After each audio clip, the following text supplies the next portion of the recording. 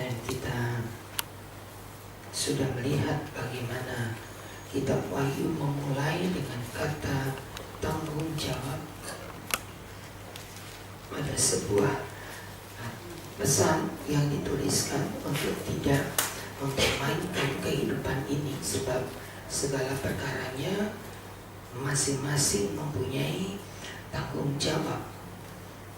Pada bagian yang kita baca dari pasal 4 tadi sampai pasal yang ke-6, kita melihat beberapa peristiwa yang terjadi,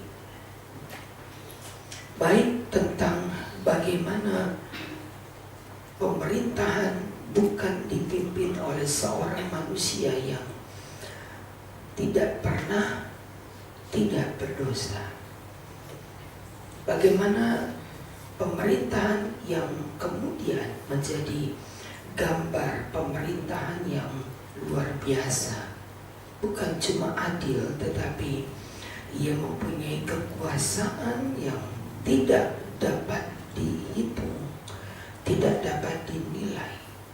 Kita mempunyai kekuasaan pemerintahan di mana seluruh makhluk tunduk dan sujud kepadanya.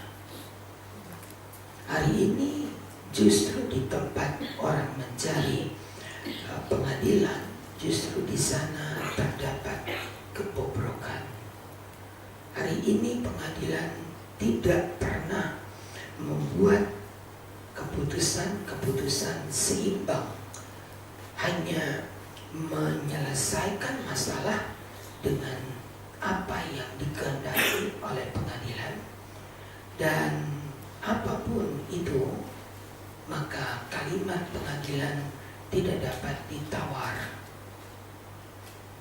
Tapi pengadilan yang akan datang di pasal yang keempat, di mana duduk, ayat yang ketiga, dia yang duduk di tahta itu seperti permata yaspis, permata sardis, suatu pelangi melingkupi tahta dengan kemilang-kemilang, dan sekeliling tahta ada 24 tahta, dan di tahta-tahta itu duduk 24 tua-tua yang memakai pakaian putih dan bermahkota emas di kepala mereka.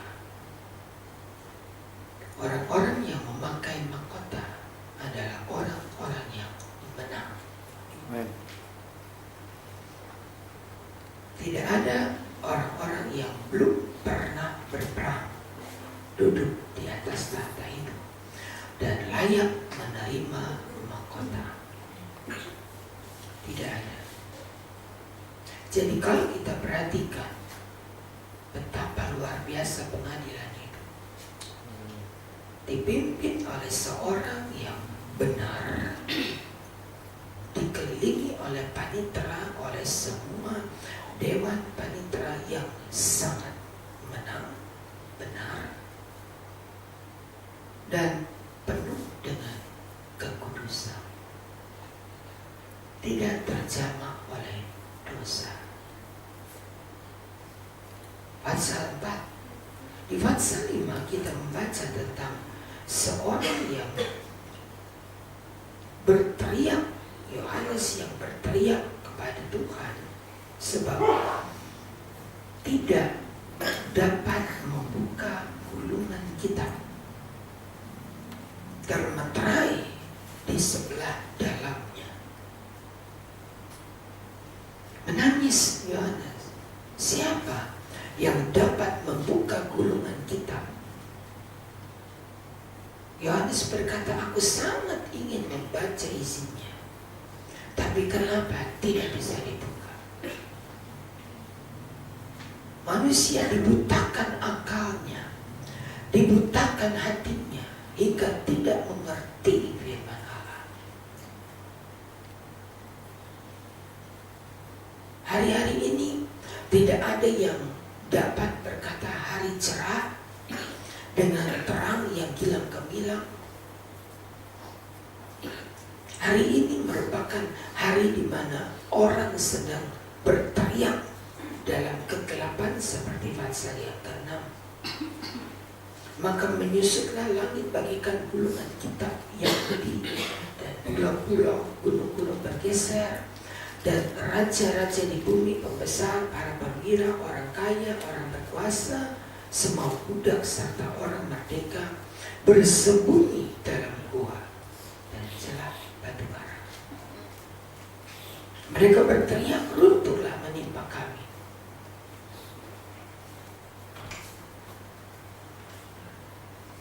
Ingin cari mati, tapi nggak bisa mati. Mereka masuk ke dalam gua dan mereka berteriak, sekarang runtuhlah menimpa kami. Gelegar yang terdengar, bahkan kepengen menjadi sebuah kenyataan. Ada pertolongan, ada tantangan, ada bencana yang akan menimpa seisi dunia ini, yang akan merusak semua tatanan yang ada. Bahkan kalau boleh dibilang, bintang di langit berjatuhan seperti pohon ara menggugurkan buahnya apabila ia digoncang angin yang kencang. Tidak ada yang bertahan. Pada hari meterai ke-6 itu dibukakan, maka sangat sadar manusia tidak lagi dapat berhadapan dengan Allah tanpa membayar harga. Kita tidak bisa berdiri di hadapan tata Allah dengan keadaan-keadaan yang seperti kita miliki. Sebab itu dikatakan bagaimana benarnya manusia harus hidup, bagaimana kudusnya manusia yang harus hidup. Yohanes sangat ingin membuka gulungan kitab karena dia tahu pasti ada rahasia di dalam gulungan kitab itu. Tetapi yang terdengar hanyalah 24 tata itu memuji Allah. Tugas tanggung jawab daripada orang-orang yang masuk ke sana, yang sudah meninggal lebih dahulu, mempunyai satu tanggung jawab, memuliakan Allah, memuji Allah. Tidak ingin puji-pujian itu berhenti. Mereka terus memuji Allah, terus memuji Allah. Tiap pasal ada puji-pujian kepada Allah. Ironis kalau kita perhatikan. Di satu sisi orang sedang berteriak, orang minta tolong, orang anggap dirinya benar, orang anggap dirinya bisa. Tapi kita melihat mereka sampai minta mati karena mereka tidak tahan dengan keadaan seperti ini. Bagaimana kita? Sadarkah kita berada bukan di zaman-zaman yang nyaman, tapi di zaman-zaman yang sukar. Tapi kita mau kita mencapai akhir dengan baik. Amen. Kesukaran itu pasti akan semakin besar. Kesukaan tidak pernah berjanji akan menyusup. Kesukaan tidak pernah berjanji bahwa aku akan memberikan kepadamu yang baru. Yang berjanji cuma satu, yaitu Yesus. Dia perbaiki segalanya. Dia perbaiki kehancuran, dia perbaiki kerusakan. Dan kita melihat cuma itu yang Allah kerjakan, memperbaiki kehidupan kita. Orang-orang yang siap diperbaiki oleh Allah, mereka yang siap untuk dibuat tempat kerja Allah. Allah tahu bagaimana memelihara kita. hari semakin jahat, hari semakin gelap. Kita bukan berada pada hari-hari yang nyaman. Pilpres yang akan datang sangat terbentang di mata kita. Kira-kira mau jadi apa? Dua kubu besar yang akan bertarung. Kita bukan berhadapan dengan kondisi yang baik ini. Semakin hari semakin panas. Semakin hari semakin panas. Dan kita hanya minta, lindungi kami ya Tuhan, peliharakan kami.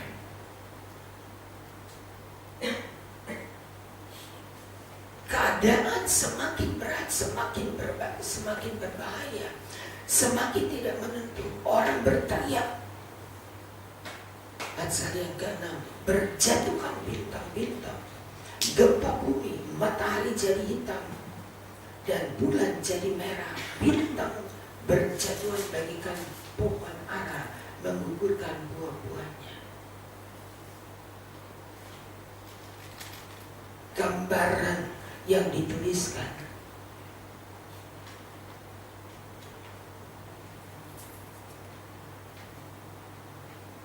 ketika menjelang akhir, bukan cuma orang-orangnya saja yang jadi jahat, tapi alam semesta tidak menampilkan kompromi, ada kebaikan di dalamnya, tidak. Tetapi orang yang di dalamnya berteriak yang sama. Ada kesukaran yang semakin besar, saudara. Kita gak usah muluk-muluk lihat alam semesta deh, yang ada aja di sekeliling kita.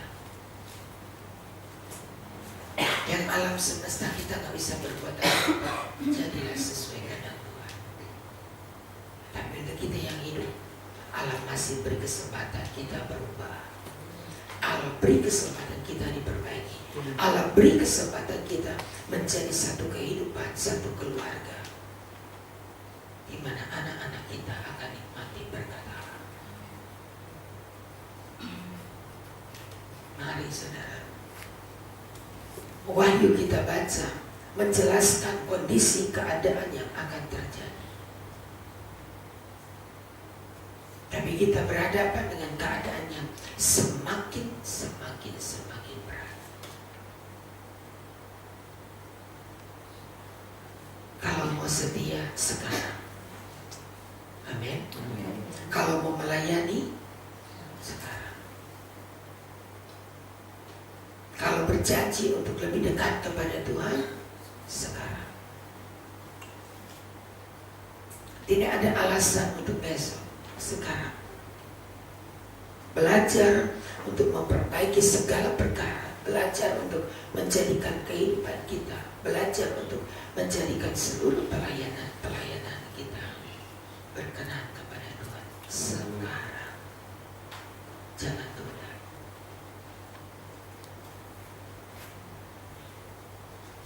Mengerti firman Allah, sadar apa yang dibuat, dan jangan biarkan kesempatan itu berlalu tanpa kita raih. Jangan biarkan kesempatan itu berlalu. Biar dengan penuh kesadaran kita dapat berkata, Tuhan tolong kami. Bukan lindungi saja, bukan pagari saja, beri kesempatan kami agar kami dapat melakukan sedikit. Beri kesempatan kami. Dan Tuhan yang kenal setiap kita adalah Tuhan yang memberkati kita, adalah Tuhan yang mau memperbaiki. Dalam kondisi beratnya keadaan di sekeliling kita dan kondisi kehidupan pribadi, lepas pribadi, ibadah kita, keluarga kita, anak-anak kita, perhatikan semuanya. Ya, firman Allah ingin menjadi sebuah keputusan yang kita buat asal kita dipelihara oleh Allah. Dalam masa pasal 6 ayat 6, secupak gandum sedinar dan 3 cubak jelai sedinar. Dalam masa kita menghadapi keadaan kelaparan,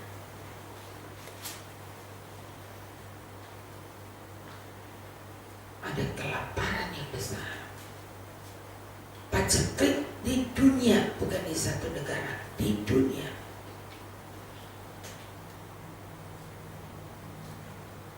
Karena keadaan yang sangat berat. Secupak gandum sedinar, 3 cubak jelai sedinar. Tapi jangan rusakkan minyak dan anggur. Amin. Sementara kehancuran sedang terjadi, Allah peliharakan kita. Amin. Dengan sebegitu luar biasanya kekuatan Allah. Allah tahu persis setiap keperluan kita. Allah tahu persis setiap kebutuhan kita. Secupak gandum sedinar harganya. Beras 12.000, 13.000 paling mahal. Tetapi ketika minyak dan anggur tak pelihara, kita tak pelihara. Tidak banyak yang bisa kita lakukan, tidak banyak. Tapi menyerahkan seluruh hidup, itulah yang bijaksana. Tidak banyak yang bisa kita perhatikan menjadi tempat perlindungan kita, masuk ke dalam gua mereka. Berkata kepada gunung, kepada batu karang, runtuhlah menimpa. Mereka siap mati karena dirajam Allah. Tetapi mereka berdoa, biarlah ada kesempatan. Biarlah ada kesempatan. Bagaimana kita mempunyai kesempatan belajar menyenangkan hati Tuhan. Belajar menyenangkan hati Allah yang sanggup memelihara kita di masa-masa yang sukar. Semakin sukar, saudara, semakin sukar. Bapak-bapak akan putar otak bagaimana cukupi keadaan di rumah dengan kondisi yang semakin berat.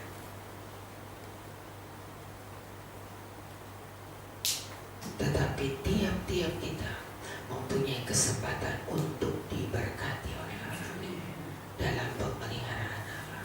Semua kita terpelihara, masuk ke dalam pemeliharaan Allah. Jangan jauh, jangan nekat jauh dari Tuhan.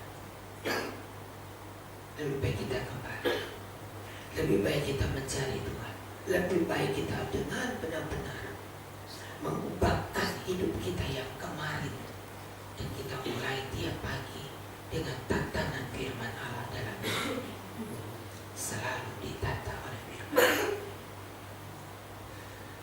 Kita mohon belas kasihan Allah, tata kami itu yang masih bengkak-bengkok diluruskan, yang masih gak benar dibenarkan.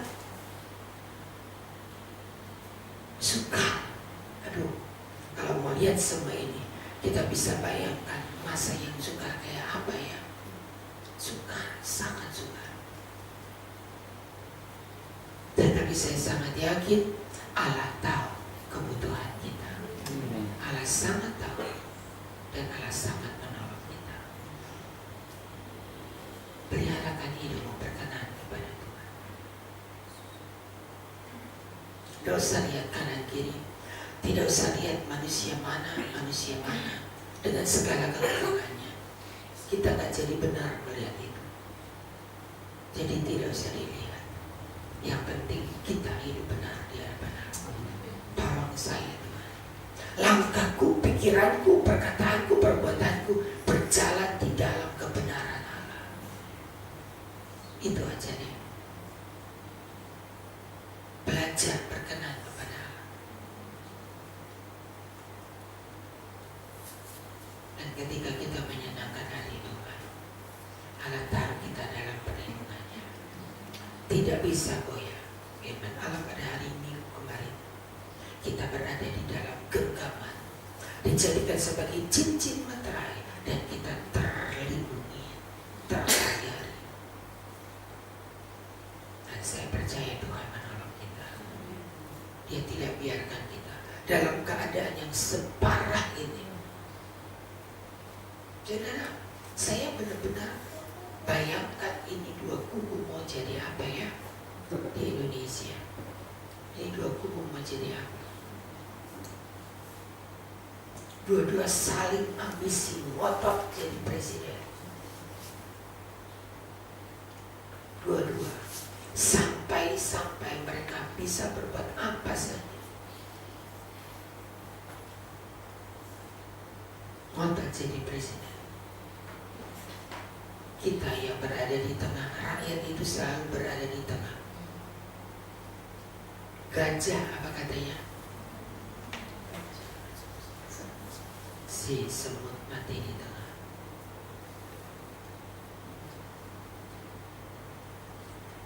Kita tidak bisa bayangkan apa jadinya. Semakin hari menjelang, semakin dekat, baru semakin panas. Pakai kaos yang berbeda. Oh, sudah berhadapan. Satu pakai kaos Prabowo, satu pakai kaos Jokowi. Kalau sudah berhadapan, maklum sebenarnya mereka tidak tahu firman. Mereka tidak tahu firman. Tapi kalau kita yang saling berantem,